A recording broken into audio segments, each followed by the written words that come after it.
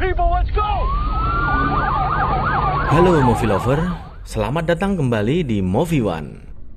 Film dimulai dengan menampilkan lelaki tua bernama Arnaud Lefray atau disebut sang seniman di sebuah sel penjara sedang melukis wajah seseorang. Sementara di lain tempat, di luar hujan disertai kilatan-kilatan petir, Pendeta Yosef memasuki gereja untuk menyiapkan piranti ibadat esok hari. Namun tiba-tiba, ia dikejutkan dengan sebuah penampakan patung bersayap di dalam gereja. Tak lama polisi mulai berdatangan, termasuk Jack si detektif senior.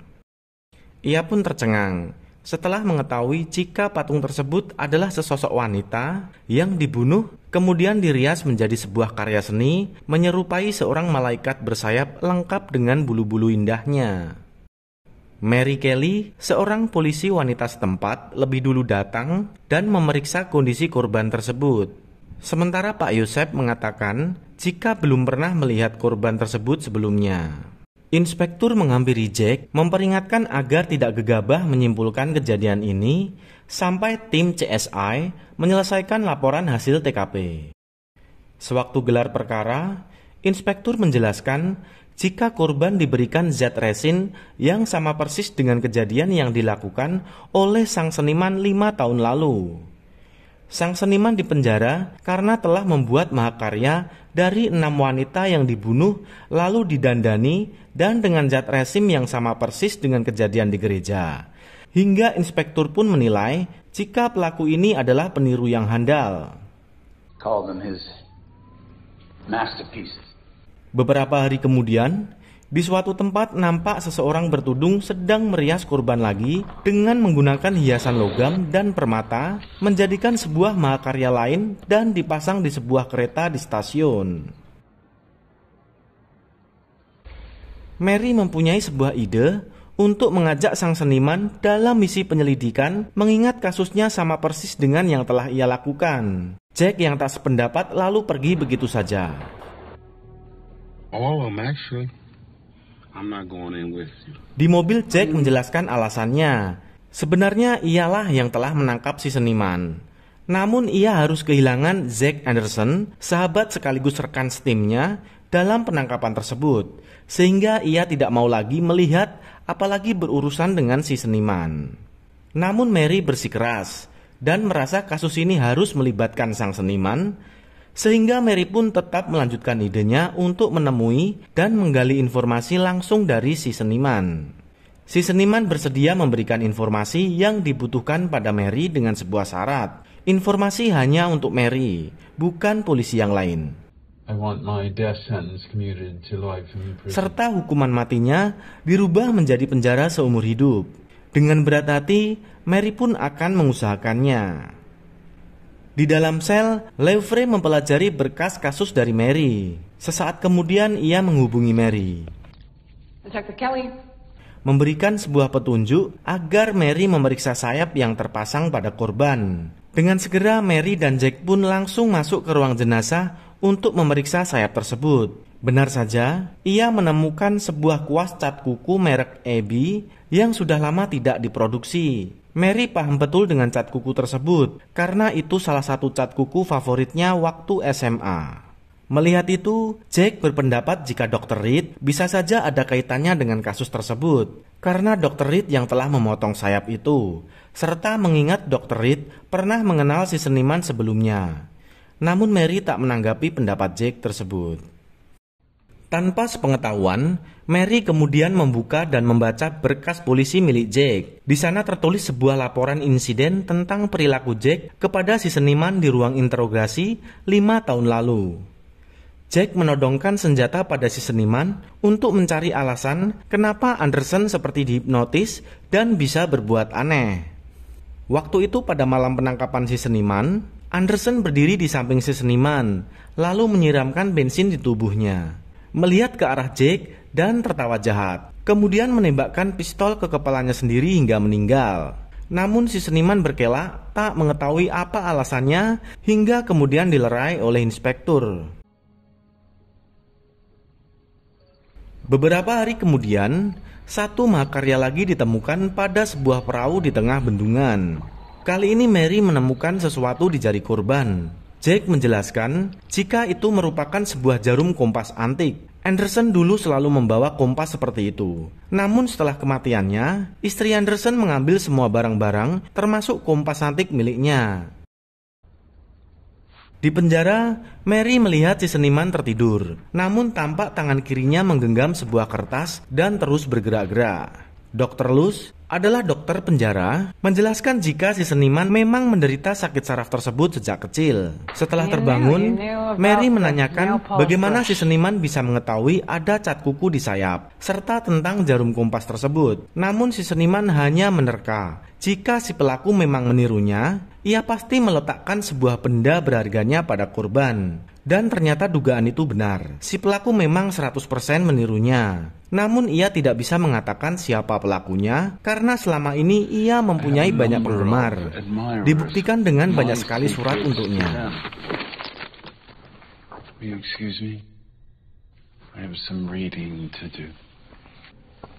Kemudian di suatu tempat yang gelap, menampakkan seorang wanita terikat dan seorang misterius sedang menyiapkan sebuah peralatan. Memotong rambut si wanita, lalu kemudian...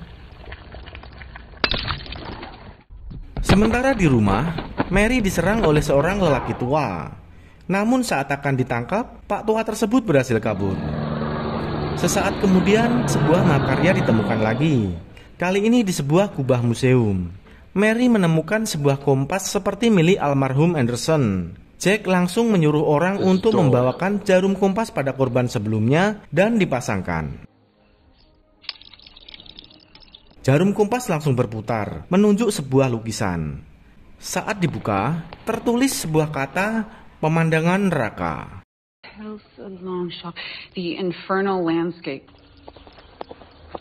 Kemudian di suatu tempat, nampak Diaz, letnan gubernur, melepaskan merpati yang terikat jaring.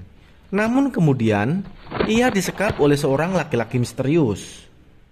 Keesokannya, inspektur menunjukkan pada Jack dan Mary sebuah foto-foto letnan gubernur dalam kondisi terikat, pengirim tanpa nama kepada si seniman. Inspektur menganggap jika pelaku dan si seniman pasti sudah saling mengenal, lalu menyuruh Mary dan Jack agar lebih intens lagi mengawasi si seniman. Beberapa waktu kemudian, Mary mendatangi si seniman, menanyakan tentang si peniru. Sambil mengunyah pensilnya, si seniman bercerita tentang masa kecilnya yang kelam. Ia dulu sering dikurung di kamar sang ibunya saat menerima tamu untuk bermain gundu. Di kamar ia menghabiskan waktu untuk melukis.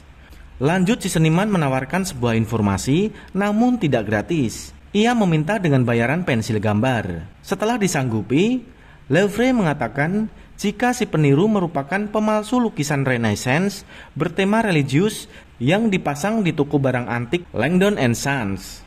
Gercep, Mary dan Jack langsung menuju toko dimaksud, mencari lukisan yang dimaksud oleh si seniman. Namun penjaga toko mengatakan jika si pelukis tak mau disebutkan namanya. Lantas Mary pun menyita lukisan tersebut. Saat menuju mobil, tiba-tiba mereka ditembaki oleh Pak Tua yang pernah menyerangnya dulu. Mary pun langsung mengejarnya, disusul dengan Jack, hingga pria tua itu pun tersudut. Namun naasnya, ia malah melompat dari gedung dan mati.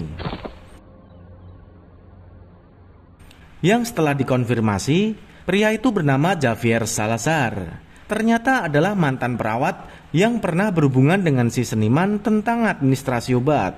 Sementara hasil lab lukisan menunjukkan sebuah bekas sidik jari milik seorang wanita yang bekerja di sebuah tempat hiburan malam. Tak berlama-lama, mereka dan tim langsung menuju lokasi wanita dimaksud. Di sana, mereka mendapati sesosok mayat wanita yang sudah kering dan berbagai lukisan. Mary menyimpulkan jika itu adalah rumah si seniman dan mayat itu adalah ibunya untuk mengetes ramuan pengawet. Merasa dipermainkan, Mary pun menemui sang seniman. Mary lalu memberikan waktu 10 menit untuk si seniman mengatakan siapa si peniru tersebut. Waktu 10 menit itu malah digunakan oleh sang seniman untuk memahat dan bercerita tentang masa lalu dari Mary yang ternyata hampir semuanya benar adanya. I need to answer these questions. Would you like me to tell you what? Stop! Merasa aneh dengan si seniman, Mary lalu menyuruhnya untuk berhenti bercerita. Leofre pun akhirnya mengatakan sebuah alamat dan memberikan hasil pahatannya ke Mary. Tim yang ikut mendengarkan obrolan dari radio pun langsung menuju ke alamat dimaksud. Mary yang semobil dengan Jack merasa janggal dengan si seniman. Truth is found within oneself. That's what he said. Ia lalu memecah patung itu dan menemukan secari kertas berisi alamat. Mary dan Jack pun menuju ke alamat tersebut. Sementara tim yang berangkat duluan ternyata dikecohkan ke alamat rumah warga sipil. Memasuki sebuah rumah yang besar namun tampak kosong. Di dalam, Mary dikejutkan dengan kumpulan foto-fotonya sendiri. Jack pergi ke mobil dan mengabarkan ke tim jika mereka kembali ke markas. Mary lalu mencoba menghubungi Dale kekasihnya. Ternyata HP Dale berada di meja di depannya. Sesaat kemudian Mary mendengar suara rangan wanita. Ia lalu mencari ke arah suara. Ternyata itu adalah Diaz, letnan gubernur. Ada seorang laki-laki mencoba kabur. Mary langsung menembakinya. Lalu tiba-tiba muncul Jack dari arah lelaki tersebut.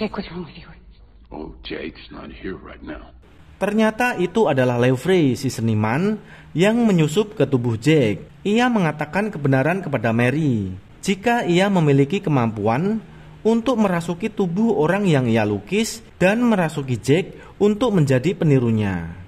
Lalu Jack yang dirasuki pun mulai menodongkan pistol ke Mary dan dengan terpaksa Mary menembaknya. Kasus si peniru pun ditutup dengan meninggalnya si pelaku, yaitu detektif Jack Doyle. Sementara Mary tak bisa berpendapat lain karena semua bukti dan DNA pada korban sesuai dengan Jack. Hari berikutnya ayah Mary meninggal dunia. Mary merasa aneh ketika melihat Dr. Luz hadir di pemakaman. Ia lalu menemuinya. Ternyata yang berbicara adalah si seniman yang sedang merasuki Dr. Luz. Si seniman dengan tawa jahat menyatakan kemenangannya, lalu mengatakan agar Mary bersiap-siap karena dialah objek selanjutnya. Namun dengan santainya, Mary menanggapi omongan tersebut. Mary lalu menanyakan apakah ia melukis Dr. Luz dengan pensil arang hitam. Did you happen to sketch Dr. Loesch with a black pencil? Ternyata Mary lah yang mengirimkan pensil itu. Ia mengetahui kebiasaan si seniman mengunyah ujung pensil saat melukis, lalu mengirimkan pensil yang sudah ditetesi racun yang sama yang dipakai si seniman ke korban-korbannya. Lalu dengan santainya, Mary pun pergi dengan mengucapkan selamat tinggal. Film diakhiri dengan menampilkan Leofre atau si seniman yang meninggal keracunan dengan racunnya sendiri. Terima kasih sudah menyaksikan Movie One. Pastikan untuk klik like, subscribe, dan loncengnya ya kawan. See you next movie.